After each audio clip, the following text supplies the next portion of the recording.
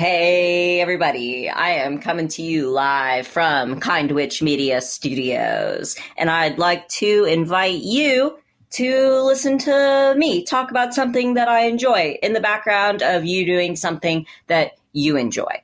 I'm not gonna lie, it is very hard not to focus on all of the negative things going on right now. And instead of speaking into the void about our crumbling geopolitical landscape, I am going to talk to you about something that I enjoy, something that makes me happy, something that entertains me and keeps my mind off of the void of anxiety. So with that, I hope you enjoy the show and let's get right into it.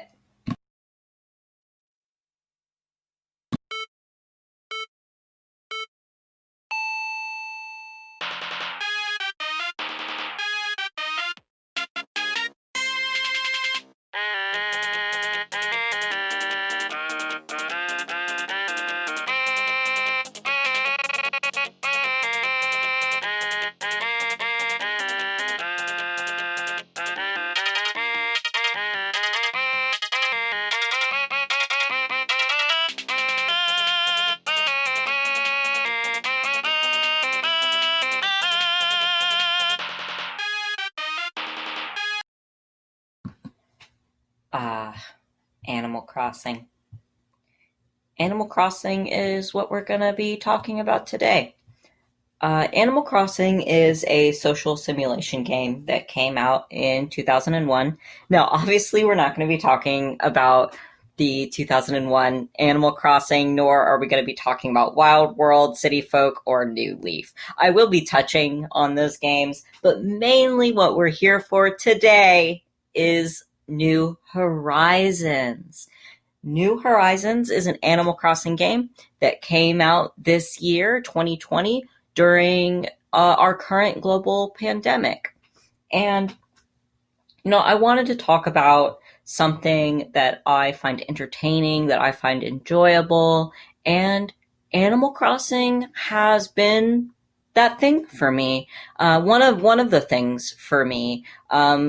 So to start out, I guess, I'll talk about my history with the Animal Crossing franchise, which really, I don't have a lot of history with the Animal Crossing franchise. As a child, I didn't have Nintendo products. I didn't have an N64 growing up. I always had Sony products. So like I had a PS1 and when it came out and then I had a PS2. Great. Those were great consoles. But I didn't have any way of playing Animal Crossing. I knew it existed. It looked fun. I played Harvest Moon, which I also kind of consider to be a social simulation game. It doesn't fall specifically into those constraints, but whatever. For the sake of this conversation, we're going to call it a social simulation game. Same with like Stardew Valley, right? So when the first generation Wii came out, my family picked one of those up. And for the first time, I had something I could play Animal Crossing on. The first generation Wii, and I'm not sure what other Wiis were able to do this. I'm sure they all were able to. But the first generation Wii, you could play Nintendo 64 games on. And so I was able to play a lot of Nintendo 64 games that I had never been able to play. And one of those games was Animal Crossing. Now, as a child, I played a lot of video games. I spent most of my time indoors. I did not like going outside. I still don't really like going outside. I've always enjoyed playing video games. And so when I started playing Animal Crossing as a child, I remember not liking it too much. I thought it was pretty boring because at that time I was getting into playing like dungeon crawling games, playing Japanese RPGs, these kinds of things. And so Animal Crossing wasn't really my kind of game. But that being said, I find Animal Crossing to be very interesting. I've always liked the concept of Animal Crossing, but I've never enjoyed it in practice. So, gearing up towards 2012, when New Leaf came out, I had some interest. I was re-interested in playing Animal Crossing for whatever reason. That was the year I graduated high school. I thought it was really cool, but it wouldn't be until 2015 when I asked my parents for Christmas that year if they would buy me a 3DS and New Leaf. And they did 3 years later after the game had already come out, which is fine because there was no new Animal Crossing game. So I played New Leaf, and again, I didn't play it for very long. I didn't really enjoy playing that style of game. Wasn't super my thing. At the time of playing that, I was really into playing roguelikes. I was playing a lot of Binding of Isaac, and that was for the 3DS as well. And so instead of playing New Leaf, I was playing Binding of Isaac. I also had the Namco Museum on my 3DS, so I was playing a lot of Galaga, a lot of Dig Dug, Mappy at the time. That was pretty fun. Galaga, my all-time favorite game. So, flash forward to 2019 when New Horizons is announced. And I was excited, sure, but I didn't think that I was going to play the game. Uh, First off, I didn't have a Switch. I didn't have any way of playing the game, nor did I have any friends who had a Switch or who were like, I'm really excited about Animal Crossing. I'm totally going to play it when it comes out. And so I didn't have a lot of nothing was really enticing me to play Animal Crossing. I did find that the new features that we're going to get into were enticing themselves because they kind of reminded me of Minecraft a little bit with the terraforming.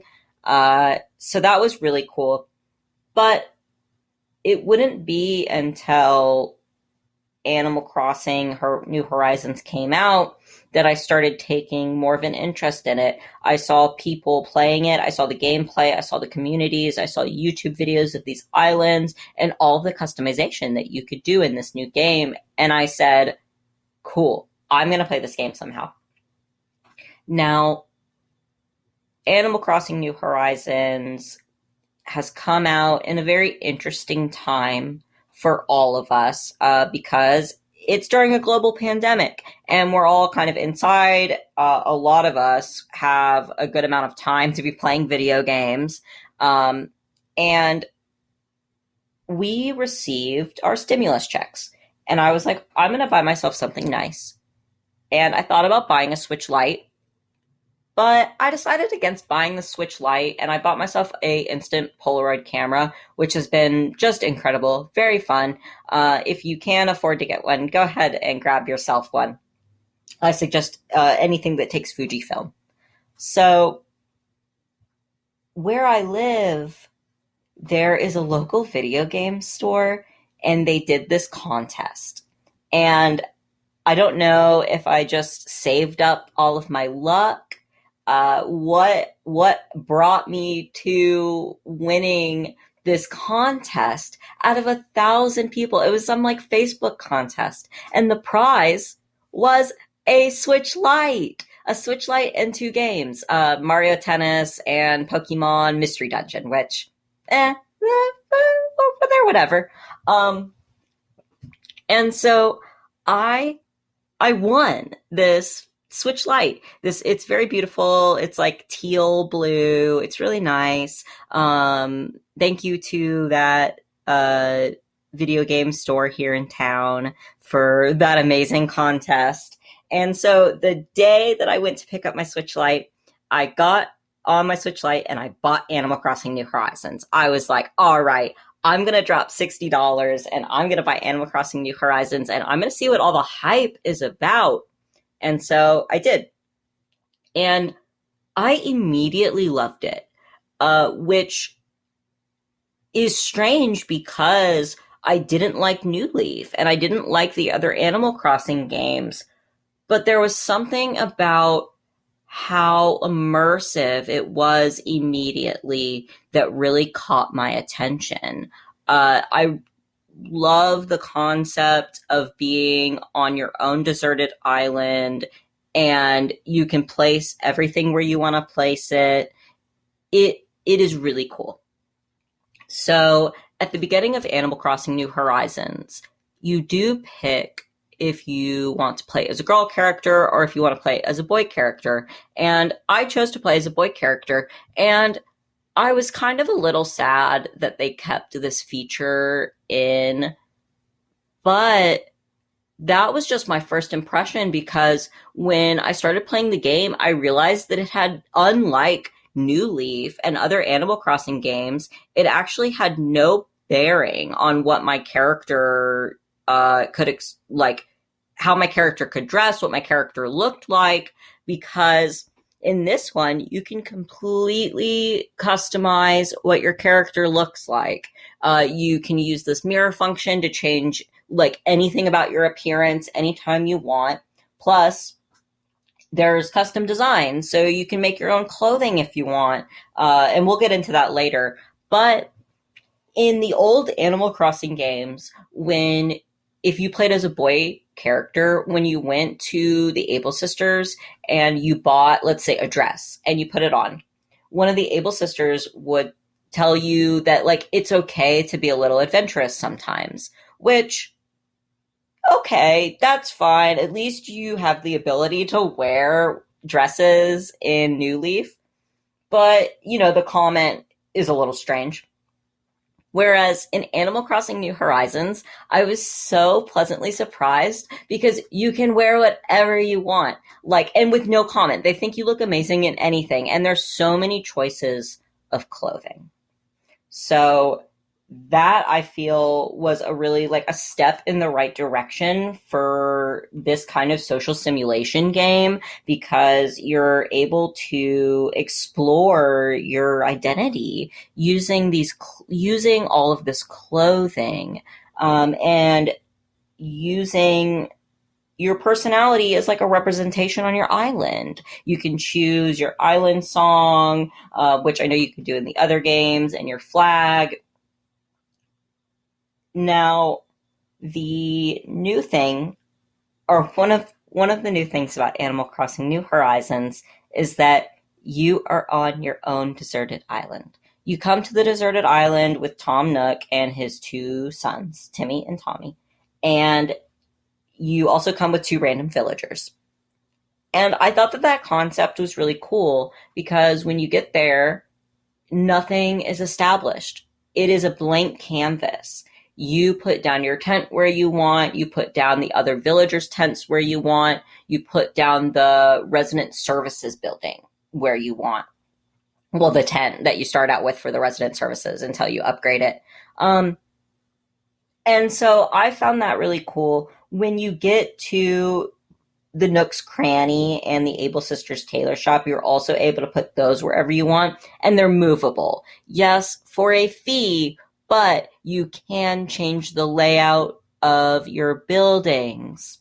You cannot change where the resident services building goes. That's fine. I don't care. So there is a lot to love about the new Animal Crossing game. One feature that I was particularly excited for is the terraforming feature. And I was particularly excited about this feature because it reminded me of Minecraft. It kind of gears the game into more of a sandbox feeling game, which Minecraft has to be the best, hands down, the best sandbox game out there. Minecraft changed the environment of video gaming because Minecraft is a game that is made for everybody. Anybody and everybody can play Minecraft. Now, granted, Notch is kind of a terrible person. I didn't know that when I started playing Minecraft, obviously, I thought Notch was like such a cool guy because Minecraft was an overnight success. And so, I started playing Minecraft when it was on the browser, and then I bought it for like $7 when it came out, its first downloadable version, and now it's $30, and I don't have an account anymore, sadly, and so I can't play Minecraft. So I was really kind of enticed about this new terraforming feature in Animal Crossing New Horizons, and I wanted to check it out. You unlock the terraforming after you reach 3 stars on your island. It's not incredibly hard to reach 3 stars. It takes some time because it involves getting 10 villagers onto your island. So you get all of your villagers, and then you go back to resident services, and, Tom Nook's like, cool, we can get KK Slider to come play.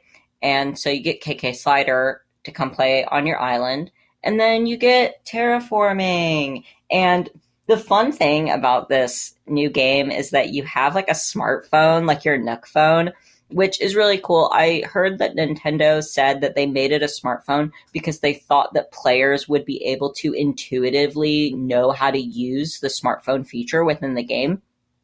And I personally really like this feature. I think it's a really interesting way for you to pivot from action to action. I find it really fun. And also your like best friends lists or whatever's in your little Nook phone. So you access your terraforming through an app on your Nook phone, and you bring it up and you start, you have the construction, and you start that, and you have to unlock different types of construction. So the ones that you're going to want to unlock are the waterway abilities, so you can restructure your rivers and your ponds, and you can make waterfalls. And then you also want to get the cliff construction. When you get the cliff construction, it allows you to actually do the land terraforming, where you can build these cliffs at different blocks at a time.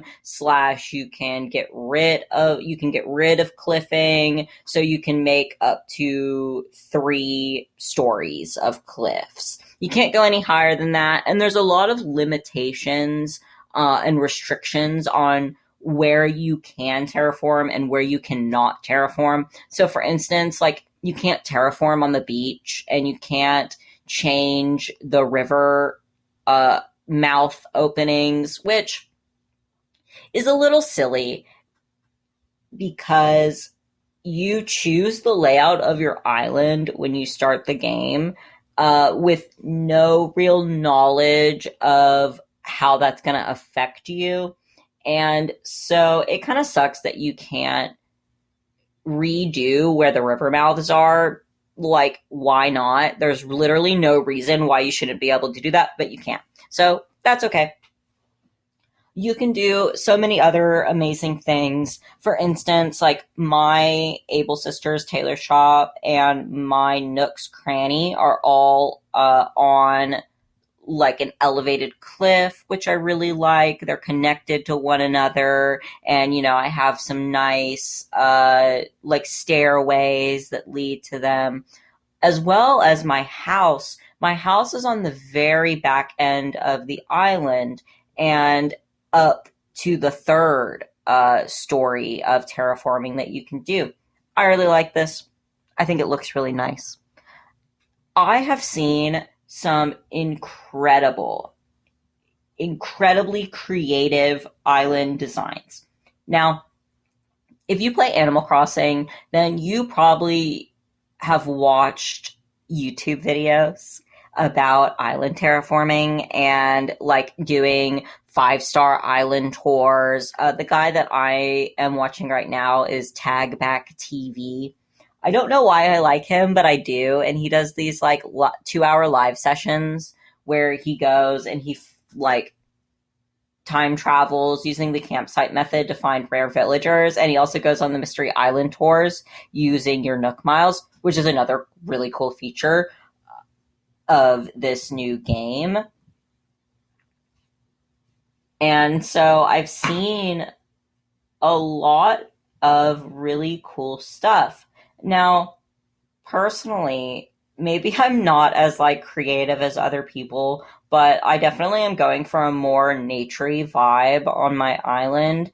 And not to sound cliche, because I know this is all the rage right now, but I kind of want that cottagecore aesthetic to my island. And I know you're probably like groaning right now, like, ugh, cottagecore, it's so overdone now. There's so many cottagecore themed islands, but I really like the cottagecore design. I really like that aesthetic. It's very soft, it's very naturey, which is kind of everything that I would want in my island. I have seen very beautiful, like city, urban islands, and that is where one of the cooler features comes into play, which is custom designing.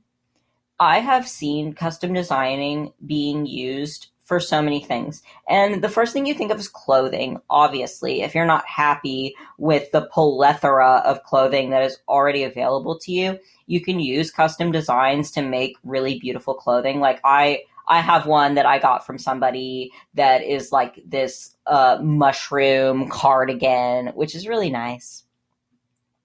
But the cooler thing about custom designs is that you can do custom designs for pathing. You can do flowers, like little mushrooms. Like, you can do so much using custom designs because you have slots for these custom designs. And when you're walking around your island, you can use your Nook phone and say, like, display this on the ground. And there's the custom design on the ground. So I've seen people they've built like these incredible like asphalt roadways. And then I've also seen some islands, my favorite being Pastelia, which was really popular during New Leaf too. And her island is beautiful. It's so gorgeous. It's like everything I could ever want my island to be. But I really am trying not to judge my island based on other people's islands, because it takes a lot of work. No matter what you're doing to your island, like, people spend 300, 400, 500 hours making their islands. And so it's no small feat to have a beautiful looking island. It takes a lot of time to do so. It takes a lot of work. And I'm not going to measure my island up to other people's, because that's just going to make me unhappy. I'm just going to play the game. It's my island. It's not like anybody else is really going to see it, except for a few of my friends who come to my island sometimes.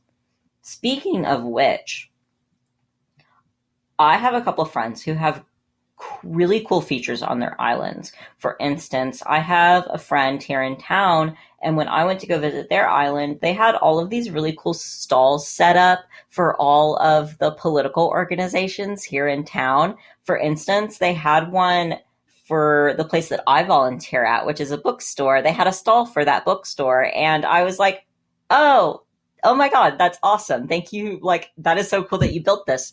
They also had a stall for the organization that they help run, which is Strive, which is a local trans group here in town. I'll link more information to that, because if you want to support trans people and you live where I live, then this group is amazing. They provide emergency housing for trans people. They provide emergency HRT. They provide needle kits. They have provided me with grocery money. They do so much for the trans community here in town, and I could not be more grateful to them. So go check them out. If you have any extra cash, please throw it at them. They're awesome. But getting back to Animal Crossing,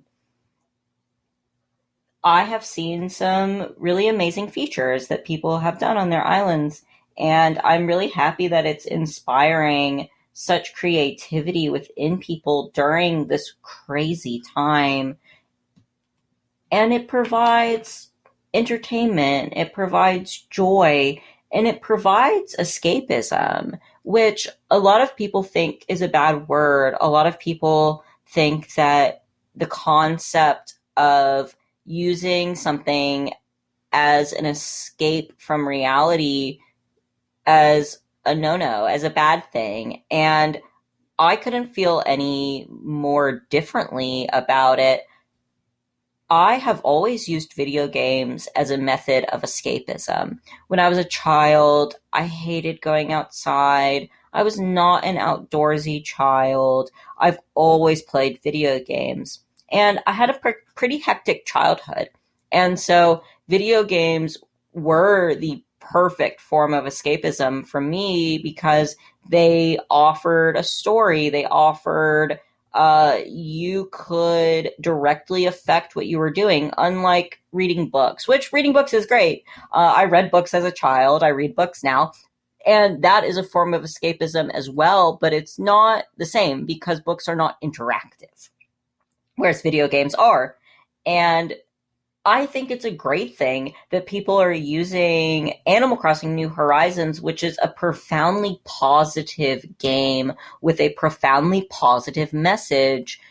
I find it really endearing that people are using Animal Crossing as escapism from our current global pandemic that's going on, because like, what else are we supposed to be doing? What else do you want from us? Should we spend every waking moment thinking about how the earth is crumbling and how the political structures that we have come to know are crumbling for better or for worse? And it's really shaken up a lot of people's lives. And I think if you can find a couple hours a day to spend time on something that calms you down, something that is enjoyable to you, like, why wouldn't you do that? And so, Animal Crossing, wonderful game.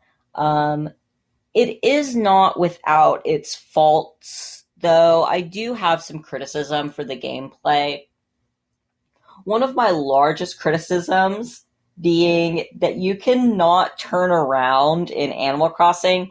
The camera's perspective controls are really strange, and I know that other Animal Crossing games were like this, but I don't really find that to be an excuse as to why the 2020 Animal Crossing game couldn't give you more options to look around and have more of like a 360 view of your game. And with it coming into feeling more like a sandbox game, I feel that Animal Crossing could have taken a lot of cues from Minecraft. Minecraft, is a wildly successful game. So I feel like Nintendo and the team for Animal Crossing could have looked at the successful parts of Minecraft and maybe implemented some of those things, like being able to turn around. So in Animal Crossing, you can run forward, you can run backwards, you can run side to side, but you're always looking at your character from one perspective. You're not able to look at a building from all angles, which is funny because when you're inside your house, you can. When you're inside your house, you're able to rotate your camera completely. So why is it when I pop outside of my house, I can no longer do that? And I don't really like that. It takes away from my suspension of disbelief when I'm playing the game. The game is very immersive. It is the most immersive Animal Crossing game that has come out. But I lose some of that because I'm always aware of the camera and I'm always kind of frustrated by the camera. You can look up and down, but you can't look side to side. You have no peripheral vision, which is silly. So that's one of my criticisms. Another one of my criticisms, which people will say is substantial to the Animal Crossing franchise, is the grid system of placing items. I really find the grid system to be annoying, to be frustrating. I myself would love to be able to place objects in like a diagonal way, like up in corners and stuff like that, but you cannot do that.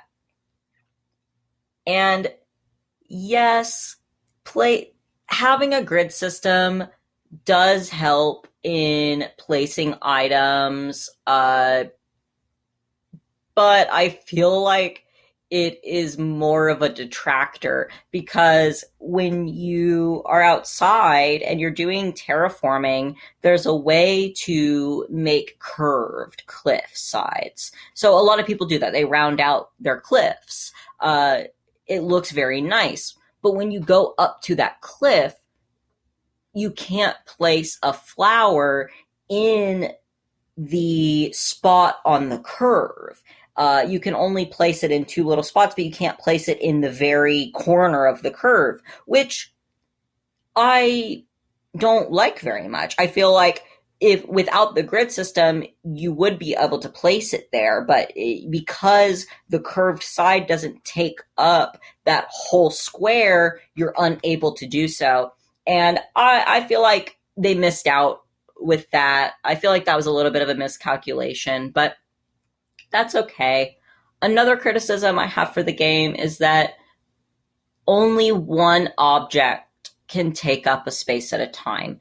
And this doesn't really matter in a lot of settings in the game, but it does matter when you are shaking your trees for fruit, or you're chopping wood, or you're knocking a present down using your slingshot.